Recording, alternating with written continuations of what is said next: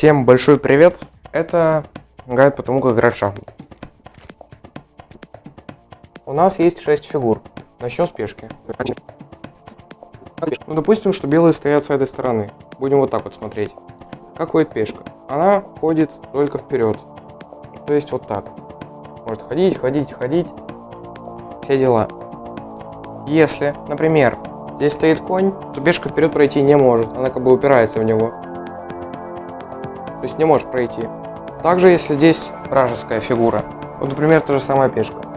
Будем учитывать то, что черная армия находится вот здесь. То есть пешка, когда сюда попала, если белая стоит вот здесь, то продвинуться вперед не может. Упирается в другую.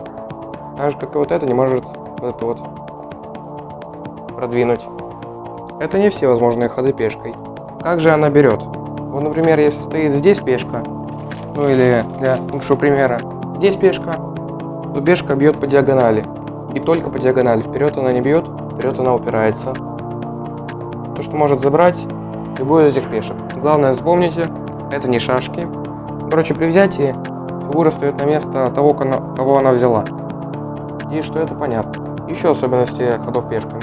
То, что назад они не ходят. Пешка не может походить вот так. Она не может вот так походить. Также пешки не ходят в бок. То есть ходят они только вперед. Если впереди что-то стоит, то не может пройти. И берет по диагонали. И только по диагонали. И еще важный момент, то что по диагонали, если тут не стоит никакой фигуры, ходить не может. Это невозможный ход. Вот если стоит, то может ее взять. Это, кстати, еще не все. Ну, допустим, если пешка скакала до крайних клеток, то она может превратиться в любую фигуру, которую захочет тот, который играет этим цветом.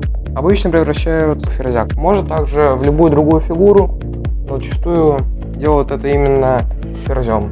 Если на доске уже стоит один ферзь, то надо взять другого ферзя, если он, конечно, в наборе имеется, убрать пешку и поставить ферзя. Если что, сохранить делать все правила пешек, потому что, условно, если здесь стоит король, то пешка не может пройти вперед. Король мешает. Если здесь ничего не стоит, то не может брать. Вот, например, если бы здесь стоял ферзь, то пешка может взять и этим же ходом может превратиться в ферзя сама. С этим разобрались. Еще особенности ходов пешками. То, что если пешка не двигалась, то есть стоит на своем изначальном поле, то она первым ходом может походить на 2 поля вперед. Именно не просто одна пешка, или первый ход в партии вообще, а вообще когда угодно. Условно, вот так походили, соперник вот так походил, вам ничего не мешает походить этой пешкой еще на 2 поля вперед. Также тут имеется возможность пойти на 1 поле вперед, если, конечно, вы хотите. Так тоже часто надо делать, именно не на 2 поля вперед. Вроде логично, потому что быстрее дойдет до ферзей, но иногда нужно именно так. Теперь более сложное правило. И последнее правило пешек. Как ходит пешка? Видите? То, что если вот здесь вот, допустим, стоит пешка, вот здесь вот, да, и какая-то вражеская пешка, если какая-то вражеская пешка ходит на 2 поля вперед, то есть как бы сбоку от нее, то есть очень странное, но все-таки правило, то что пешка может побить по диагонали. Знаете как? То есть просто ходит по диагонали и сбивает вот эту пешку. Работает, что в обе стороны, потому что если вот так вот еще пойдет, то может сбить. Это называется взятие на проходе. Важно. Если пешка стоит здесь, то при ходе на 2 поля вперед побить уже не может, став на вот это или вот это поле. Пешка спокойно проходит дальше. Пешка соперника. Также то, что можно бить на проходе, то есть вот так, только как только эта пешка проходила. То есть он походил вот так, я беру вот так. Если я этого не сделал вовремя, условно там походил вот так, для примера, и соперник как-то ответил, то я уже не могу побить на проходе. Это невозможный ход. В такой позиции я могу только вперед этой пешкой походить. Или просто не двигать ее. И также, очень важно, то что взятие в шахматах не обязательно. В отличие от шашек. То, что ты можешь взять только когда хочешь. Ты не обязан этого делать. Идем дальше. Конь. Конечно, у меня они выглядят красивенько, но у вас, скорее всего, будет похуже. Короче, смотрите, как конь выглядит. Я думаю, вы ни с чем не спутаете. На лошадку похож как раз. Какой конь? Какой буквой ходит конь? Буква Г. А как конкретно? Вот так может. Или вот так. Или вообще вот так. Нет, он ходит вот так вот. Запомните. Два поля куда-нибудь и одно вправо или влево. Ну или если он ходит вот сюда, то вверх или вниз. Ну, для коня это будет право или лево. Конь может ходить назад, в отличие от пешек. Пешки — это единственная фигура, которые не могут ходить назад вообще никак. Конь может спокойно вот сюда пойти, вот сюда. Ну, вообще любую букву Г, именно такую. Вот сюда, вот сюда, вот сюда, вот сюда, вот сюда и даже вот сюда. Ну, то есть он может походить на поля, которые я сейчас обозначу пешками. То есть конь может походить на все эти поля. Мог бы походить, если бы там ничего не было. Или были вражеские фигуры. Это важно. И даже очень.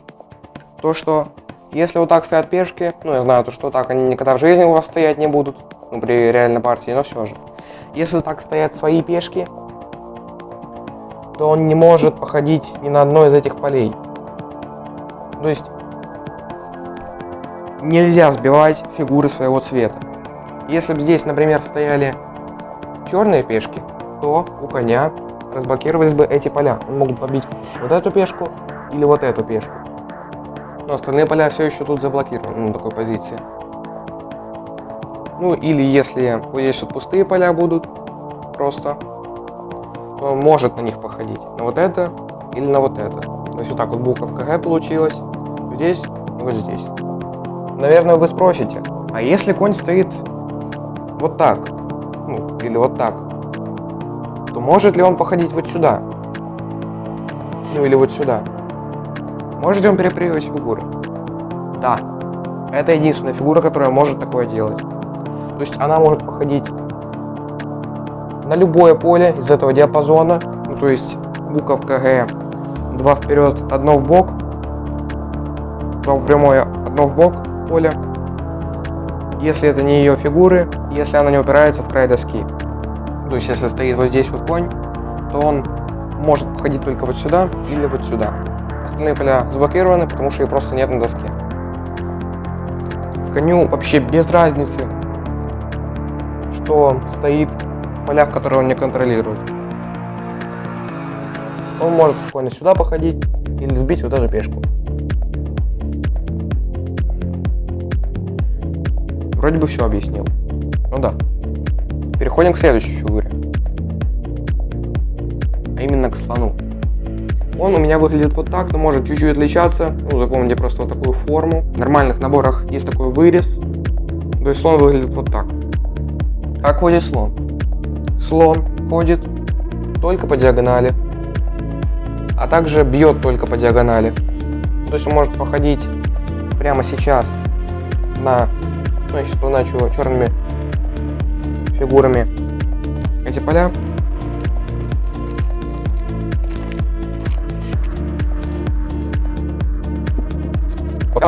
Я назвал с черными фигурами поля, куда он может пойти. Ну, мог бы пойти, если бы между слоном и этими фигурами ничего не было.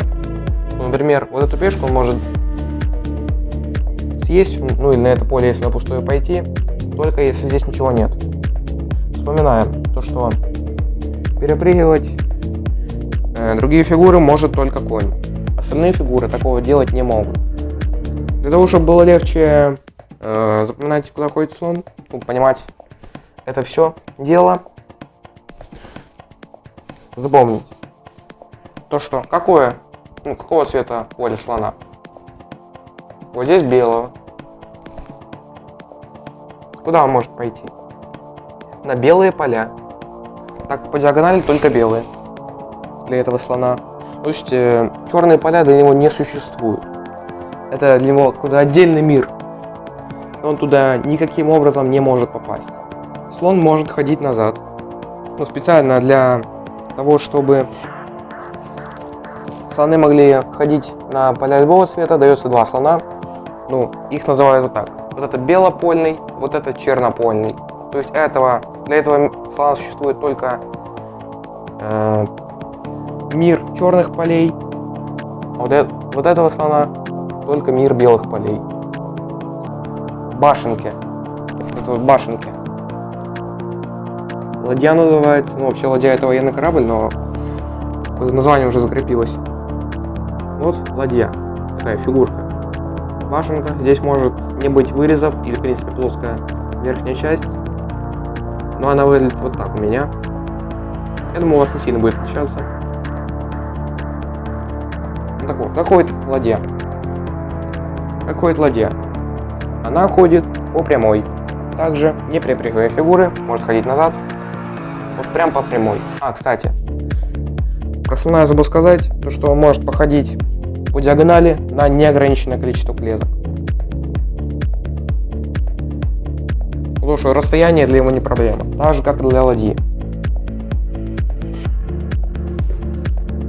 Она ходит по прямой. Вообще, насколько полей хочет. Но чтобы жизнь медом не казалась, ладья не ходит по диагонали. Она ходит только по прямой. Может ходить назад. Не может перепрыгивать фигуры. И может брать фигуры, которые она прям видит. Если так можно сказать. Вот так она не может походить. Это невозможный ход. А если здесь этой вещи нет, то может ее забрать. Вроде разобрались.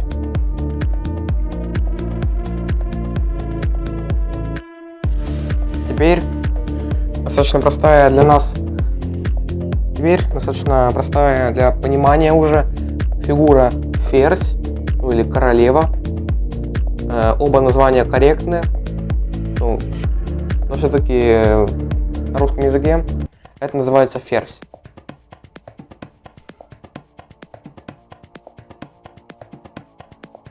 Ну, это что-то вроде советника, не знаю. Что-то такое. Как ходит ферзь?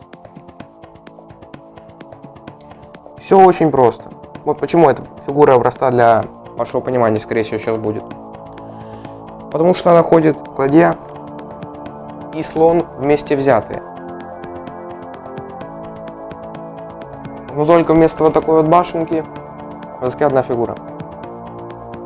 Ходит по диагонали, насколько полей хочет, по прямой, насколько полей вздумается. Ну и также ходит назад, не перепрыгивает фигуры, свои брать не может. Все дела. С ферзем я быстрее всего закончил. Ну, как бы это реально просто смесь двух фигур, которые мы уже обозревали. Теперь, я думаю, можно переходить к сладенькому. Ну, то есть к королю. Вот. Ключевая фигура игры. Ну, сразу понятно, даже по названию, ну и по высоте, он самый высокий обычно. То, что король – важнейшая фигура на доске. Нет, не потому, что она какая-то очень сильная. А потому что при его потере заканчивается партия. Ну, то есть, если здесь стоит конь, он забирает короля, то партия заканчивается, черные побеждают. Ну, только надо для большей реалистичности добавить сюда черного короля тоже. То, что в такой позиции черные побеждают. Партия заканчивается автоматически. Как ходит король? Похоже на ферзя. Ходит король, похоже на ферзя. То есть в любую сторону, ну, по диагонали и прямой, но не на любое количество клеток, а ровно на одну, и ни насколько больше.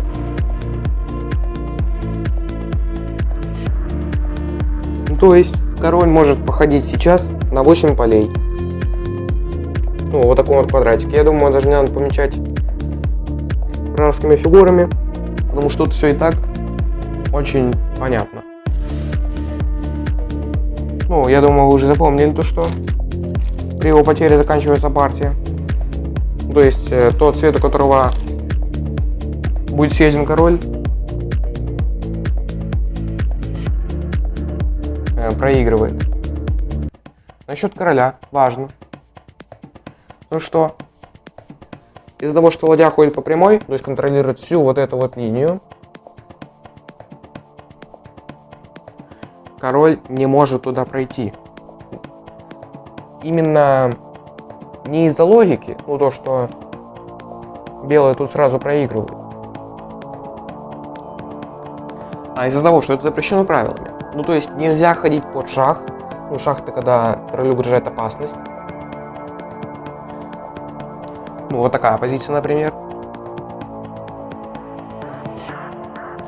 И по правилам шахмат мы всегда обязаны защищать именно короля. Мы не можем оставить его под боем никак.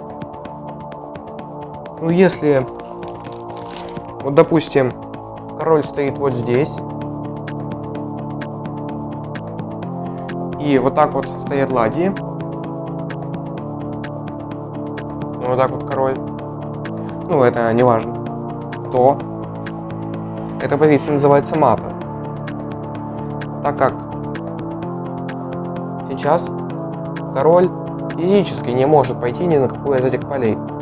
Вот все вырезают ладьи, то есть вот сюда он не может походить, и вот сюда.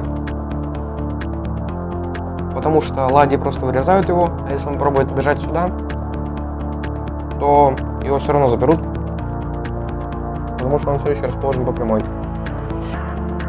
В одной из этих ладей. Также, если, например, в этой позиции